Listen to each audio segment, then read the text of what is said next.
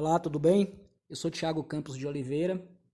Esse é o podcast Filosofia e Felicidade. O livre pensar faz uma vida melhor. Gostaria de falar sobre a Grande Redoma. A Grande Redoma. Vamos conduzir um raciocínio aqui para chegar à conclusão, ao pensamento, se for o caso, no qual eu concluo a construção que me remete à opinião que eu tenho, opinião pessoal, do que seria essa grande redoma. Vamos supor que o início se deu, o início de tudo, com o início do universo.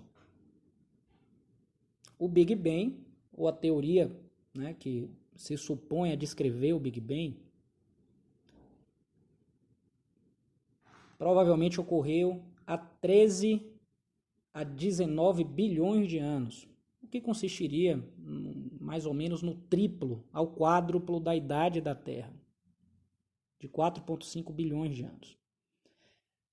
Por motivos e forças desconhecidas, trilhões, quatrilhões, uma quantidade indefinível por nós de materiais expelidos dessa grande massa primordial, começaram a se agrupar de maneira recorrente em diversos lugares do que chamamos de cosmos, diversos locais, locos, diversos loci do universo, O que acabou por gerar todos os astros a nós passíveis de serem vistos. A Terra, sendo assim, é um dos planetas de um sistema solar, um dos milhões de sistemas solares, distribuído a cerca de bilhões de galáxias. Então a Terra é um dos planetas que gira ao redor do Sol, que é uma estrela, dentre milhões de outras, que faz parte de uma das infinitas galáxias que compõem o universo.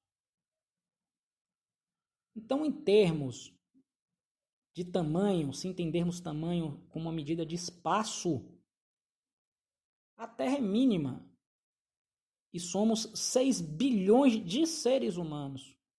Nós somos um dentre esses 6 bilhões dentro da Terra. Então, num sentido espacial, e a maior parte das dimensões que externamente nós observamos são dimensões ligadas ao espaço, altura, largura e comprimento, em termos espaciais, nós somos seres minúsculos. Então, o que fazer com essa ideia da pequenez humana? Continuemos a pensar. Surgida há 4,5 bilhões de anos, a Terra evoluiu e se desenvolveu, ou seja, algo se desenvolve quando deixa de estar envolvido, desenvolver, deixar de envolver. A Terra se desenvolveu em ciclos, ou seja, em fases. Então, a paleontologia, a geologia, a geografia, a antropologia, a sociologia, a história, tudo que fala acerca do evoluir humano, do evoluir da Terra enquanto planeta e seus componentes, eu não vou dizer que essas pessoas têm essa ideia, mas é possível extrair do corpo de conhecimentos produzidos por essas ciências a ideia de que a Terra se desenvolve em ciclos. E o conceito de ciclo é propício, a meu ver, ao estudo de uma infinidade de fenômenos. Eu estou falando de tudo isso para chegar a falar da grande redoma e ligar isso com a pequenez humana. O que seria essa grande redoma e o que a gente vai fazer com ela? Né? Então, vamos tomar a ideia de ciclos como um conceito de ciclo como um protótipo para o entendimento da história da humanidade e do planeta Terra. Do ponto de vista geográfico, passamos pelo acúmulo de gases, poeira cósmica, para que aí tivesse surgido os oceanos primitivos e os primeiros continentes. Nesse caso, o ciclo eram ciclos de aquecimento e desaquecimento dessa matéria. Surgiram os grandes oceanos, grandes mudanças climáticas. Uma vez que esse ciclo de aquecimento e desaquecimento tivesse perdido a sua força dialética e começasse a se desenvolver em um terceiro ponto, em uma terceira coisa ainda indefinida, ou seja, quando esse ciclo passou a se estabilizar, esse contexto tornou meio propício para o surgimento de moléculas, ou seja, conjuntos de átomos complexas, moléculas envolvendo os átomos diferentes, uma quantidade de átomos maior do que as moléculas mais simples, com formas de interação e conexão diferentes. Até que, em determinado momento, uma grande interconexão entre essas moléculas, nesse oceano primitivo, permitiu a criação de seres que nós biologicamente chamamos de unicelulares, que seriam capazes de se reproduzir. E fez-se a vida. Essa é a definição de vida. A vida, nesse sentido, são organizações moleculares complexas capazes de se reproduzir, sejam unicelulares, pluricelulares, bactérias, fungos, insetos, peixes, anfíbios, répteis, aves, mamíferos, primatas. Homo. Primeiro hominídeo, o Australopithecus afarensis, milhões de anos. E toda a sequência de evolução da taxonomia Homo, até chegar a 100 mil anos atrás, mais ou menos, ao Homo sapiens, que somos nós. Saindo da geologia, saindo da biologia, entrando mais na antropologia, dentre as diversas perspectivas possíveis que a antropologia vem a tomar para que nós possamos entender a base dessa gritante diferença entre a capacidade humana e das demais espécies de transformar um entorno, vamos tomar nessa conversa a ideia da capacidade de se criar cultura. Essa seria a grande diferença. Entre as várias formas de se diferenciar a espécie humana das outras, vamos dizer que a espécie humana se diferencia das outras, vamos sair do senso comum de dizer que se diferencia pela capacidade de raciocinar e de julgar, e vamos dizer que o ser humano é capaz de produzir cultura. É capaz de produzir estruturas externas à biologia do homem, complexas, que são transmitidas, de certa forma, aos seus descendentes. Então, o homem parou de transmitir apenas a vida, parou apenas de se reproduzir. A biologia parou de se reproduzir, mas passou a reproduzir a transformação do ambiente que promovia no seu entorno, através da espécie Homo sapiens, único capaz de produzir cultura. Uma forma diferente de vida. A vida biológica é se reproduzir e transmitir a vida. O Homo sapiens faz mais do que transmitir e retransmitir e reproduzir biologia. Reproduz cultura. Então, isso podemos considerar um novo Big Bang, digamos assim. O princípio filosófico é o mesmo. Era algo que existia preteritamente, não nesse formato, e que finalmente tomou forma. Estruturas cerebrais que compõem o neocórtex, que é a área do cérebro responsável pelo que nós chamamos de funções psíquicas superiores, memória, orientação no tempo e no espaço, capacidade de hierarquizar prioridades, estímulos, planejamento, execução de tarefas, são biologicamente muito mais desenvolvidas na nossa espécie, no Homo sapiens, seja em volume, seja em capacidade de funcionamento e conexões,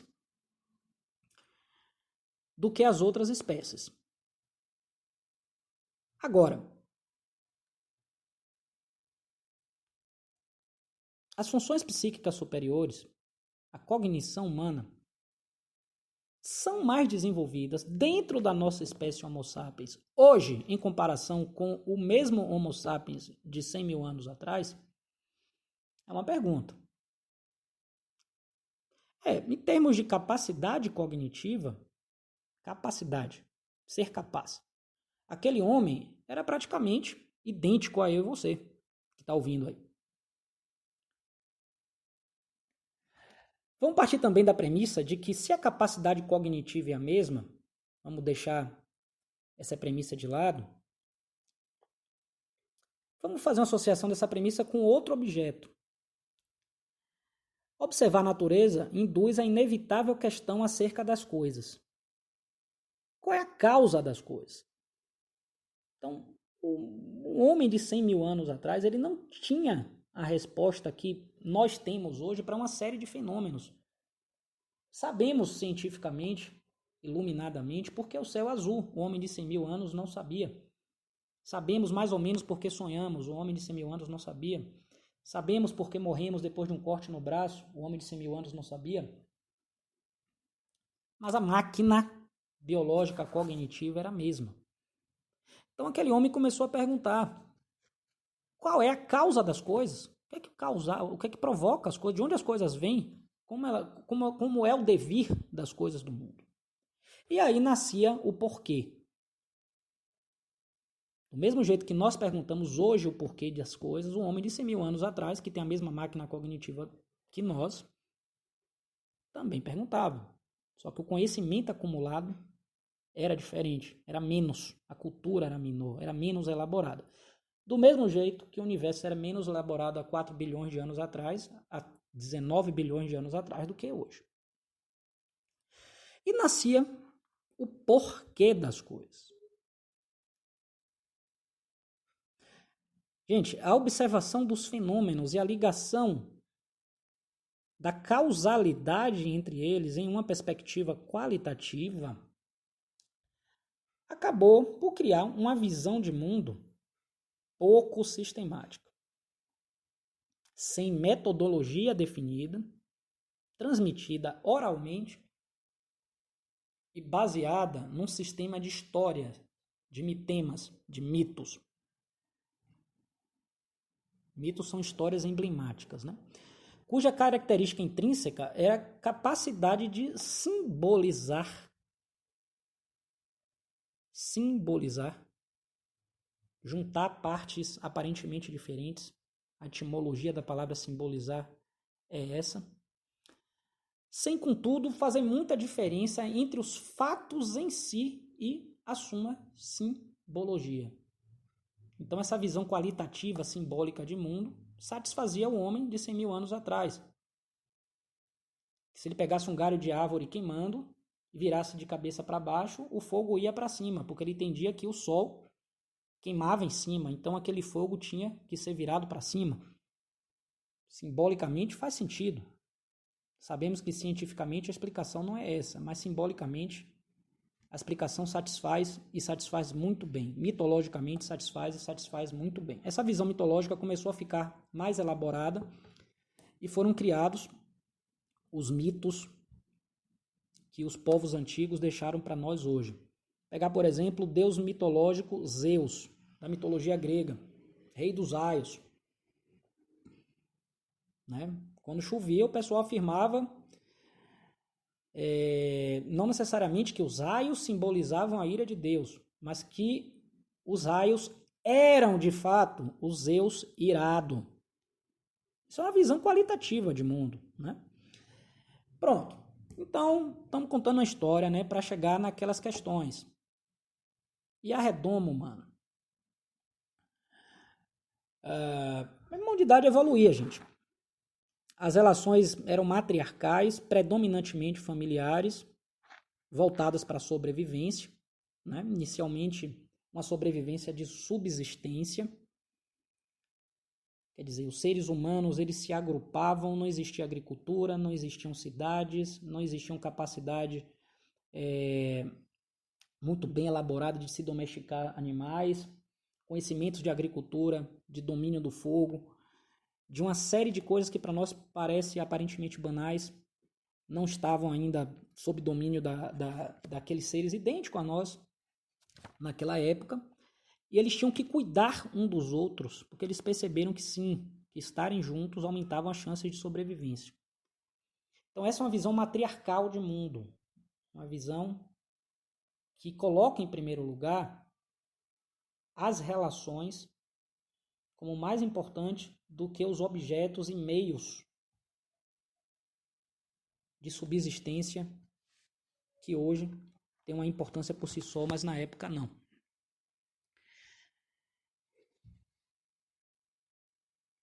Com a sedentarização, surgiu a agricultura, cultivo de animais, possibilidade de menos êxodo e surgiu então a divisão de tarefas. Todos os povos dividiram as tarefas por gênero e por idade. Saímos então do grande ciclo humano, da busca pela sobrevivência, estamos falando em ciclos, para a criação de modos diversos de sobrevivência. Porque meio que a sobrevivência estava garantida através da migração desse mundo paleolítico matriarcal para esse mundo neolítico, de uma divisão patriarcal mais masculina de mundo primitiva. A visão, percebam, não das relações, mas dos fenômenos do universo ainda era baseada na mitologia, era uma visão mitológica de mundo, qualitativa de mundo, mas as relações estavam começando a se diversificar. Olha como as coisas se movimentam, né? Dando início ao que eu penso ser um método de produção. Ou seja, a humanidade precisa produzir para sobreviver. Então, o sistema de produção da época passou a gerar excedentes, gerando um intercâmbio. Ou seja, começou a haver uma sofisticação das necessidades humanas. Eu produzo muita alface, você produz madeira. Eu vivia sem alface, você vivia...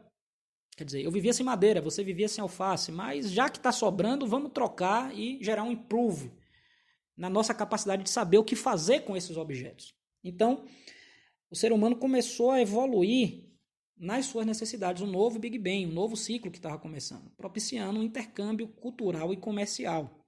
As relações foram ficando mais complexas e começou a se fazer necessária uma estrutura para regular essas relações.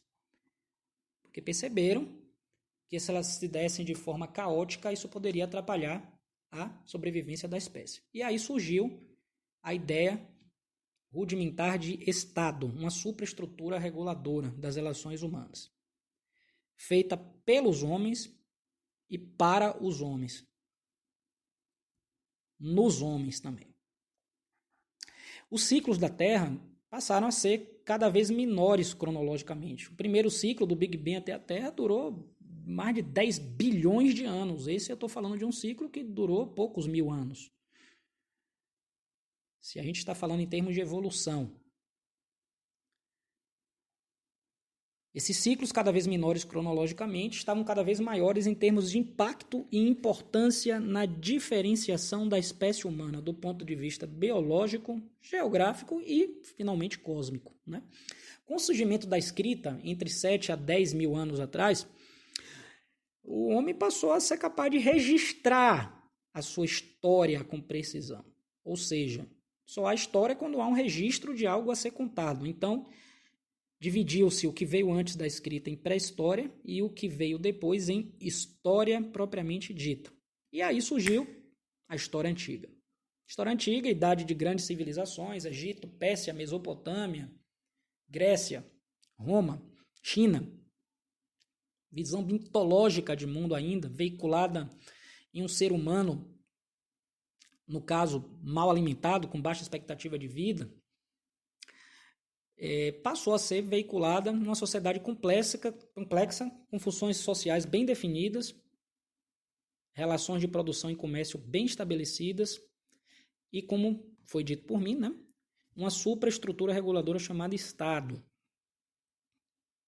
Então percebam, houve uma evolução biológica, não no sentido de evolução ontogenética da espécie, mas no sentido de preservação da vida com maior quantidade e qualidade. E houve uma evolução além do biológico, ambiental, nas relações, social, na manutenção dessas relações e na transmissão delas, cultural, com surgimento de novos objetos que aumentavam o repertório do como seria possível as pessoas se relacionarem. Comércio e por aí educação, tudo começou a surgir aí.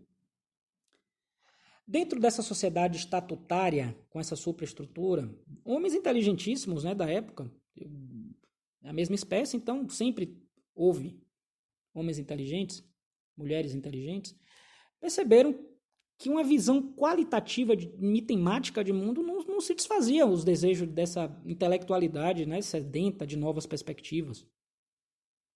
Tudo muito incipiente, inconsciente, passaram a refletir sobre o mundo de uma maneira mais racional e sistemática. Esses eram os filósofos. Isso começou a acontecer principalmente na Grécia, no Oriente. A forma de ver o mundo não tanto quantitativa, não tanto dada individualmente, apesar do aspecto coletivo da transmissão desse conhecimento em cultura, mas dado mais racional e sistematicamente.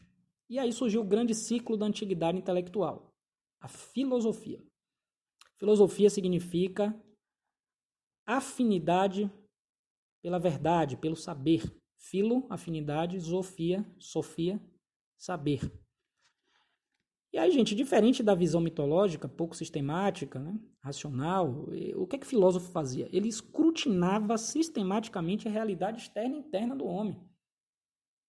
Sempre perguntava a causalidade, o porquê das coisas, e a teleologia das coisas, a finalidade das coisas, o pra quê das coisas.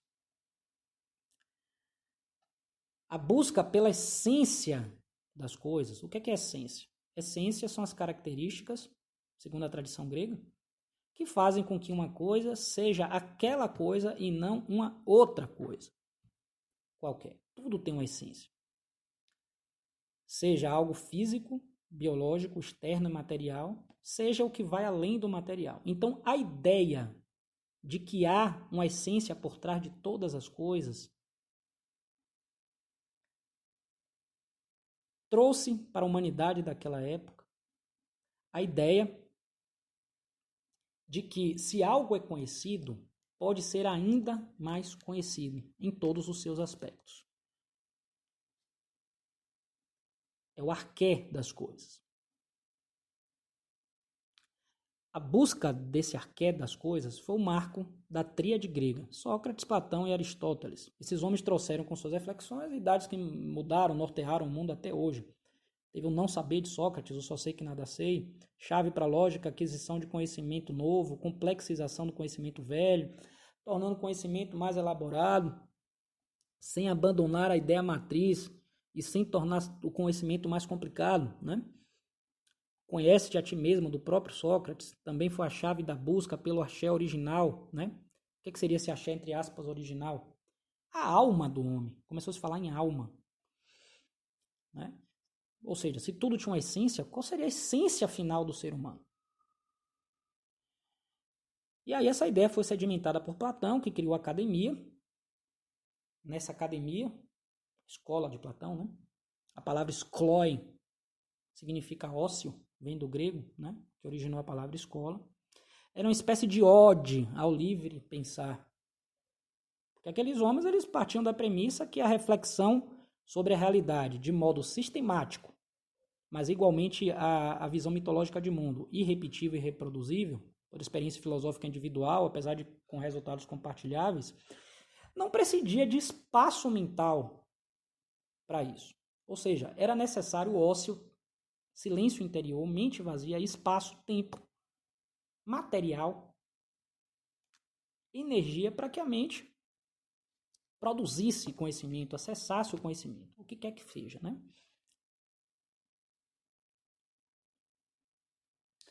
A Academia de Platão, o Liceu, depois de Aristóteles, seguiu esse princípio.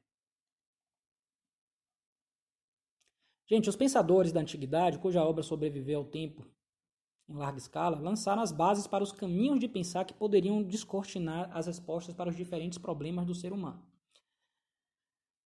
Ainda falando dessa época da história antiga, onde nós estamos situados, trazendo essa linha de vida, podemos afirmar que uma das formas de se compreender os problemas humanos é situá-los diante da natureza do objeto a ser problematizado. Continua no próximo áudio.